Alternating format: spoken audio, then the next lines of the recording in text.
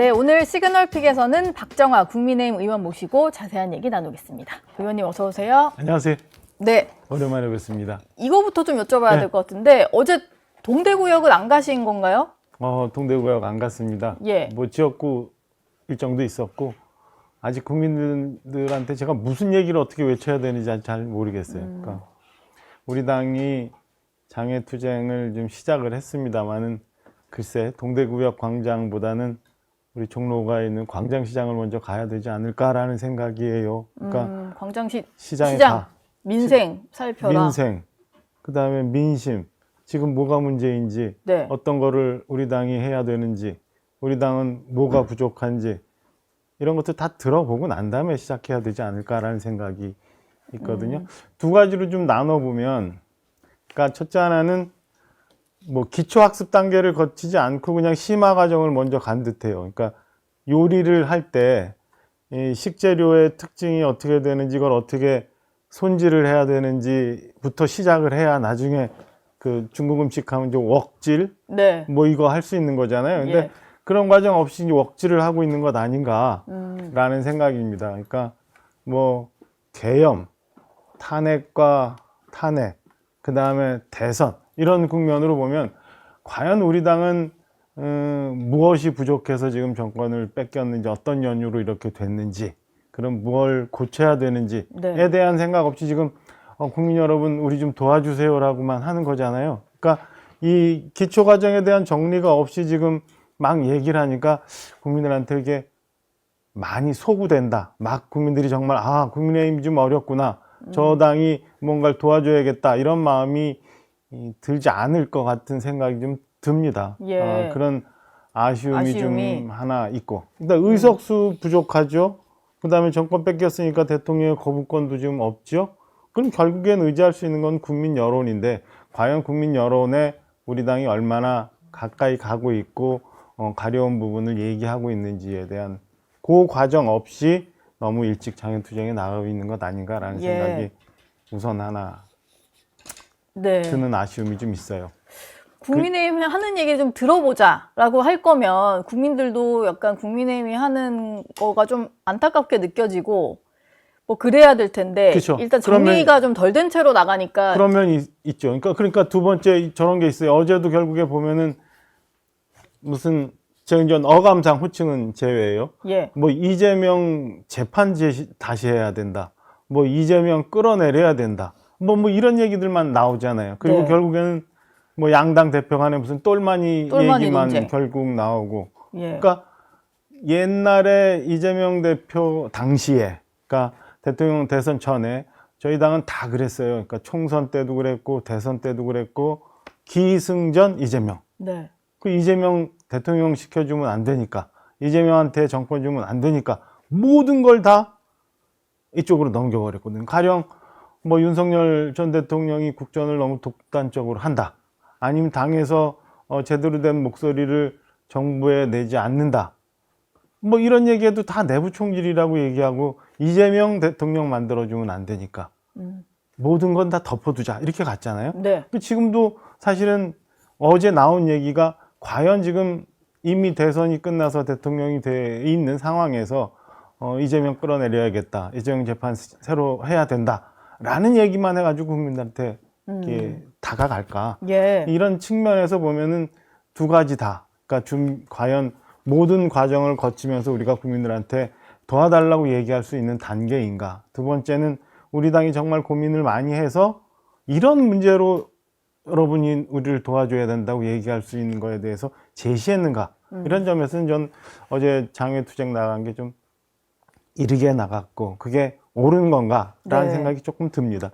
이게 그래도 뭐 지지층 결집 효과는 있을 것이다라거나, 어쨌든 이제 이렇게 대규모로 모인 집회다 보니까 다 언론이 보도를 하고 했잖아요. 그래서 국회 내에서 벌어지는 이제 민주당의 좀 입법 폭거라든지 이런 게 좀 알려지는 효과는 있을 거다, 이런 얘기도 있는데, 제가 말씀드렸잖아요. 그러니까 그 국회 내에서 이루어지고 있는 민주당의 폭거, 지금 지났습니다마는 뭐 더 센 상법, 노랑봉투법, 이래서 경제 관련해 갖고 막 입법 폭주했잖아요. 그 국민들 사실 알고 있어요. 그리고 최근에 있는 일이지만 무슨 조희대 대법원장 가지고 있었던 가짜뉴스 논란, 예. 그걸 가지고 사법개혁해야 된다고 막 나가는, 그리고 심지어는 내란 재판부? 내란 특별재판부. 네, 전담으로 뭐 이름을 바꿨습니다. 뭐 그런 것까지 하고 있는 거에 대해서 국민들 모르는 바가 아니에요. 네. 그런데 어제 동대구역에서 얘기를 했습니다만 그런 것들이 과연 국민들한테 많이 들어갔을까? 아까 말씀드린 것처럼 이재명 안 돼 소리만 들렸지 저는 뭐 그 지금 앵커께서 말씀하시는 것까지 다 들리지 않았을 것 같아요. 그러니까 예. 오히려 조목조목 그런 거에 대해서 진작부터 우리 당이 논리적으로 잘 문제를 정리해서 국민들한테 호소를 하는 게 뭐 양쪽 저는 뭐 이렇게 얘기하면은 그 틀렸다고 할 수도 있고 당의 지도부의 판단도 있고 뭐 당에 훨씬 더 저기 그 고단위의 전략 단계가 있으니까 네. 판단하는 게 다르겠지만 좀 더 효과적인 방법은 없을까라는 생각이 여전히 들어요. 그래서 민주당이 지금 하고 있는 입법 폭거 그다음에 무슨 그 사법부를 완전히 장악하겠다고 하는 그 민주주의 기본 원리인 상권 분립마저도 예. 흐트러뜨리는 거 이런 것들 국민한테 얘기를 하면 오히려 더 그 소구가 되지 않을까라는 아쉬움이 좀 계속 여전히 들어요. 그래서 예. 어제 못 갔습니다.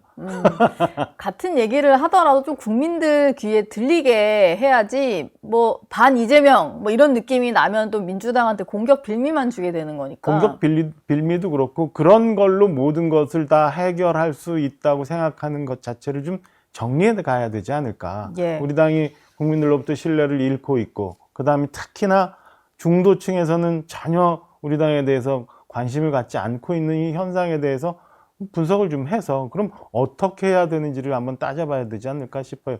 저희가 대선 때 41% 얻었잖아요. 네. 그러니까 뭐 지지층이라고 할 수 있는 모든 분들이 다 모였어요. 그럼 뭐 어제도 대형 집회를 한다고 해서 지지층들이 더 결집을 한다 아니면은 그래서 지지층들이 관심을 갖는다? 지금 우리 정당 구조가 이제 양당 구조인데 41% 계속 얻어갖고 45%까지 얻어서 이길 수 있는 구조가 아니잖아요. 50%를 넘어야 되잖아요. 그렇죠. 그럼 가운데 있는 중도층이 어떻게 생각하는지에 대해서 찾고 그 중도층의 마음을 얻어야 우리가 정권도 되찾아올 수 있는 거고 내년에 지방선거도 이길 수 있고 뭐 그런 건데 여전히 보면 우리 지지층에만 너무 그것도 지나치게 강성 지지층에만 네. 호소하려고 하는 것 아닌가라는 생각이 좀 듭니다. 예. 뭐 장외투쟁도 장외투쟁이지만 또 원내로 들어오셔서도 계속 이제 대응을 하셔야 되는 상황인데 민주당에서는 25일 본회의를 열고 이제 검찰 그 해체 법안이라고 하는 정부조직법 그리고 방통위법 이런 것들을 강행할 예정이잖아요.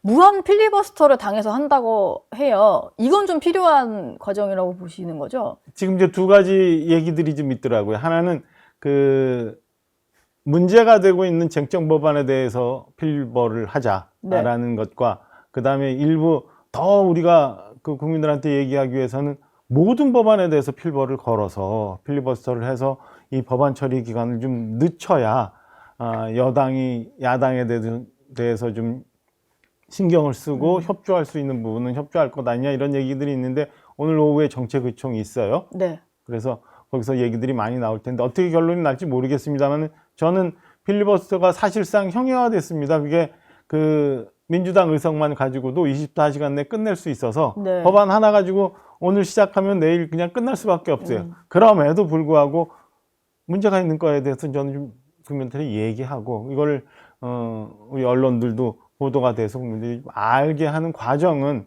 그나마라도 조금 필요하지 않을까라는 생각입니다. 그래서 네. 오늘 의총에서 결론이 어떻게 날지 모르겠습니다만은 좀 더 효과적으로 민주당이 지금 막 가고 있는 거에 대해서 국민들한테 알리고 국민들의 여론을 좀 환기시킬 수 있는 방법이 좀 찾아졌으면 하는 바람이 있어요. 근데 예. 기본적으로 아쉬운 거는 너무 의석이 밀려서 할 수 있는 게 사실은 없어요. 국회 이제 그러네요. 네. 본회의장 가면 본회의 있죠. 그 이전에 법사위 거치죠. 그 이전에 이제 각 상임위 있고 상임위에서도 법안 소위들이 있는데 뭐 수로 하면은 모든 단계 다 어쩔 수가 없는 과정입니다. 네. 사실은 아쉬운 점이에요. 상임위도 위원장이 뭐 민주당이 훨씬 많으니까. 많고 뭐 쟁점이 돼서 논란이 돼도 나중에 호소하자 이러면 끝나버리는 거니까 네. 이미 총선 때 저희가 의석을 많이 잃어버리면서 이런 일들이 그때부터 시작되지 않았나라는 예. 자괴를 합니다. 어쨌든 이제 법안 처리에 대해서 어떻게 대응하실지가 오늘 정책의총에서 결정이 되겠네요. 특검 수사에 대해서도 국민의힘 입장에서는 많이 좀 신경이 쓰이는 네. 그런 상황이실 텐데, 일단 특검에서 당원 명부를 확보를 해갔잖아요. 근데 통일교 교인으로 추정되는 11만 명의 명부를 확보했다. 근데 국민의힘 같은 경우는 지금 특검에서 문제 삼는 게 2023년 전당대회인데, 그 기간에 그 기간을 앞두고 가입한 통일교 교인 같은 경우는 3,500명에 불과하다. 뭐 이런 주장을 해요. 그러면은 사실 뭐 11만 명도 뭐 추정입니다만 11만 명에 가입을 했다 하더라도 실제 문제되는 기간에 조직적으로 가입한 건 3,500명 정도라는 얘기인데, 이렇게 된다면은 정말 그 민주당이나 뭐 여권에서 주장하는 대로 뭐 조직적인 개입 의도가 있었다라고 볼 수 있을까요? 그건 좀 더 봐야 될 것 같아요.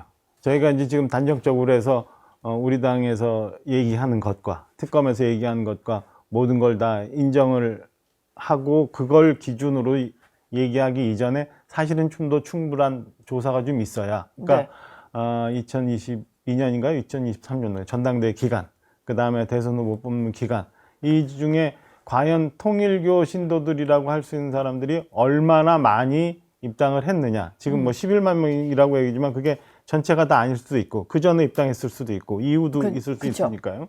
그러니까 얼마나 많이 어떤 지시에 의해서 한 목적적으로 입당을 했느냐에 대해서 조사 결과가 나와야 좀 판단할 수 있는 문제고, 이거는 사실은 그 특검에서 지금 저렇게 얘기하고 있는 거 이전에 저는 문제가 된다면 당 내에서도 좀 한번 살펴봐야 되지 않을까 싶어요. 그럼 우리 당 전체 중에 통일교 당시에 얼마나 집단 입단이 있었는지, 네. 그 다음에 뭐 홍준표 전 시장 얘기하고 있습니다만 과연 신천지는 또 얼마나 되는지, 응? 그러니까요. 뭐 이런 것까지, 예. 그 다음에 이후에 뭐 전광훈 목사 관련한 거, 뭐 전환기 씨 관련한 거, 이렇게 과연 특정할 수 있는 시기마다 집단적으로 뭔가 움직임이 있었고, 그로 인해서 결과가 정말 바뀔 수 있을 정도의 움직임이 있었는지에 대해서는 저는 당내에서도 이미 심각하게 한번 좀 보고 그 건에 대해서 얘기를 해야 되지 않을까라는 생각이 듭니다. 저는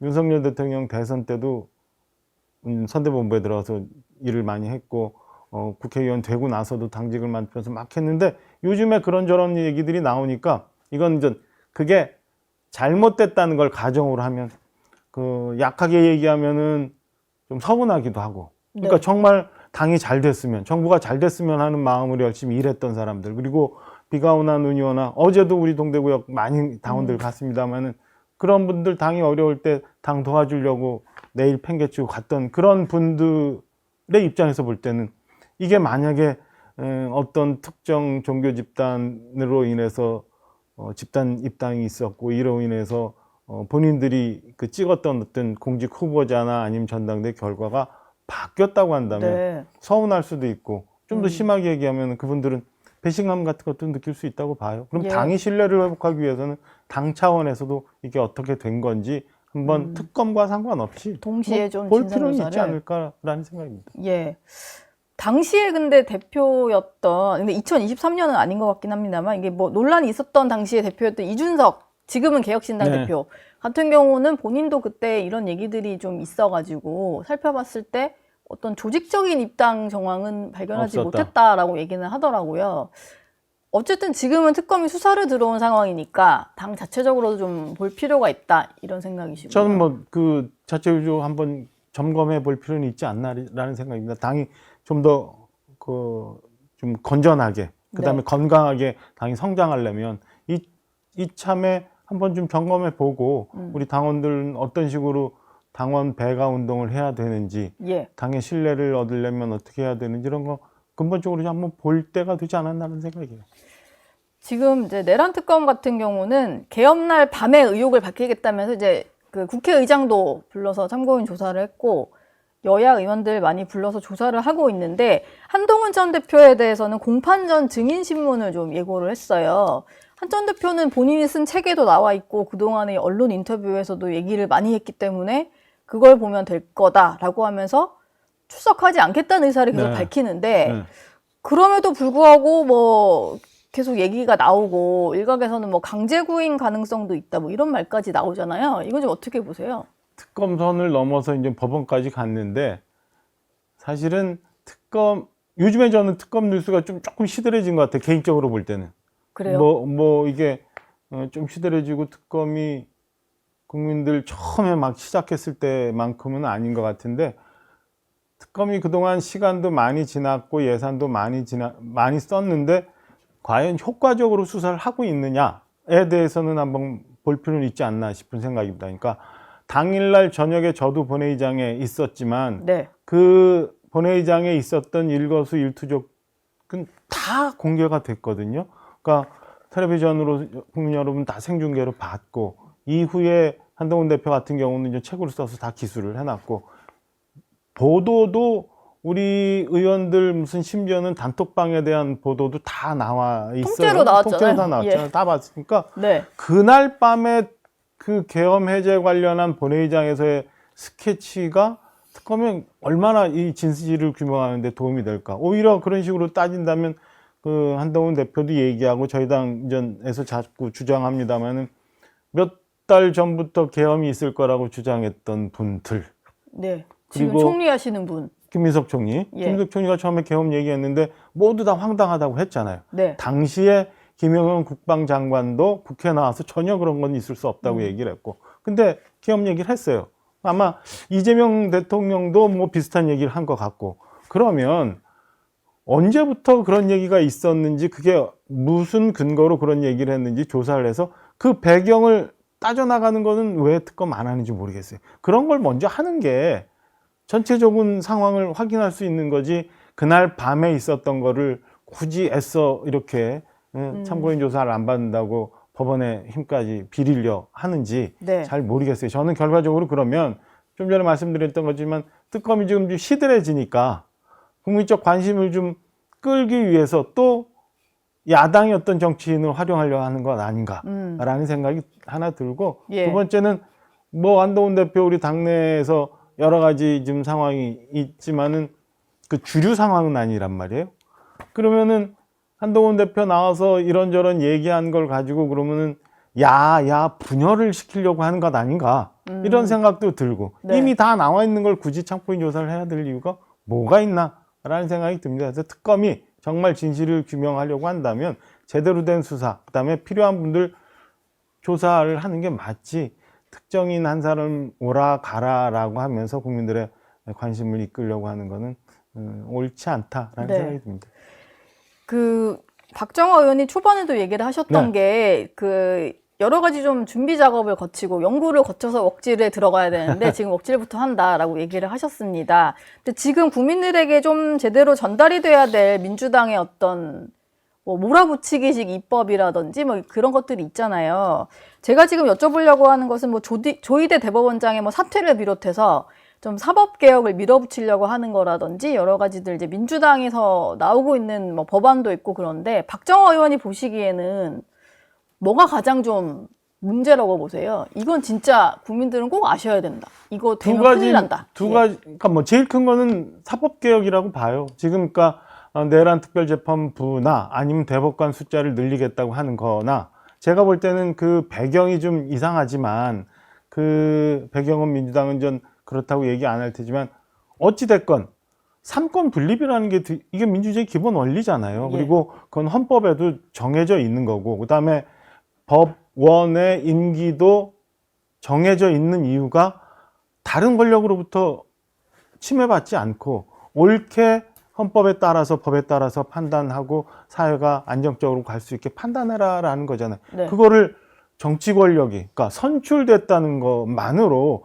정치 권력이 우위에 있다고 얘기하는 거는 저는 민주주의의 근간을 흔들려고 하는 거예요. 그러니까 이게 목적이 뭐 일부는 그렇게 얘기합니다. 이재명 대통령의 사법 리스크를 재판 리스크를 좀 털어버리고 임기 후에도 안정적인 상황을 만들기 위해서 한다. 네. 어느 부분 일정 동감될 수 있는 부분. 그거 이전에 우리 어려서부터 배웠던 민주주의의 근본마저도 지금 선거에서 이겼다고 막 흔들려고 하는 거는 대한민국 근간을 흔들어 버리려고 하는 거라고 봅니다. 그러니까 그것만은 국민들이 좀 제대로 아시고 이것만은 아니라고 주장해 주시고 우리 당이 얘기한 건에 대해서 동의 좀 해주시는 게 맞지 않나라는 생각이 들고요. 예. 굳이 또 뭐 내일 모레 우리 그 정부조직법 개편이 있습니다만 검찰의 문제도 내가 마음에 안 들다고 지금까지 건국이 한 70여 년 동안 이렇게 저렇게 만들어서 축적돼서 만들어 왔던 국가기관을 저런 식으로